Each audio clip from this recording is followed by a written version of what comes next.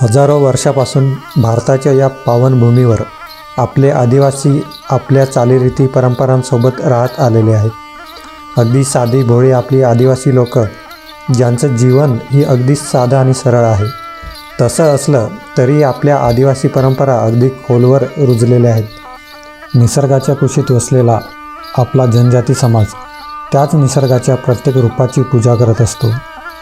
विविध नृत्य, तारपा, घांगड, बहरमकाठी, ढोलनाच, मादोळ, तूरनाच अशा प्रकारच्या संस्कृतीचा ठेवा आपल्या आदिवासी समाजाने आजतागायत जपून ठेवला आहे। मात्र गेल्या काही वर्षापासून ईसाई मिशनरी नावाचा राक्षस आपल्या आदिवासी समाजात पाय रोवून आपली हजारो वर्षांची संस्कृती नष्ट करण्याच्या मार्गाला लागला आहे।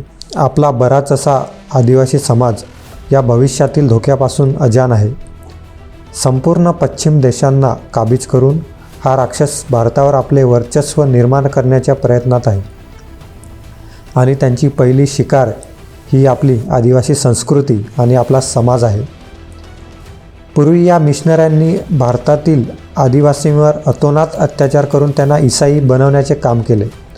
धर्मांतरण न केल्यास त्यांना बंदुकीच्या गोळ्या मारून ठार करणे, अन्न पाणी यापासून वंचित ठेवणे, गोवासारख्या ठिकाणी धर्मांतरण न केल्यास आदिवासींना खांबांना बांधून त्यांचे हात तोडले जायचे, निर्घृण हत्या करणे, चौकात स्त्रियांना जाळणे अशा प्रकारचे अत्याचार आदिवासी समाजावर करण्यात आले।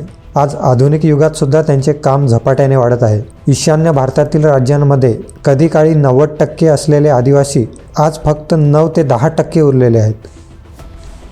ही लाट आज आपल्या महाराष्ट्रात अगदी आपल्या जवळपास भागांमध्ये सुद्धा पोचली आहे। आपले भोळे भाबडे आदिवासी या राक्षसाला बळी पडत चाललेले आहेत। एकदा आपला आदिवासी ईसाई झाला की मिशनऱ्यांच्या आदेशाप्रमाणे गावदेवाला मानत नाही। ज्या ज्या आदिवासी चालीरीती परंपरा आहेत त्यांना मानत नाही। त्याच्यासाठी फक्त येशू हाच त्याचा देव होऊन जातो। तो गावापासून तुटतो, समाजापासून तुटतो। असे सुरू राहिले तर आपला समाज असा तुकड्यांमध्ये विभागला जाईल आणि भविष्यात आपला भारत देश तुकड्यांमध्ये विभागायला वेळ लागणार नाही।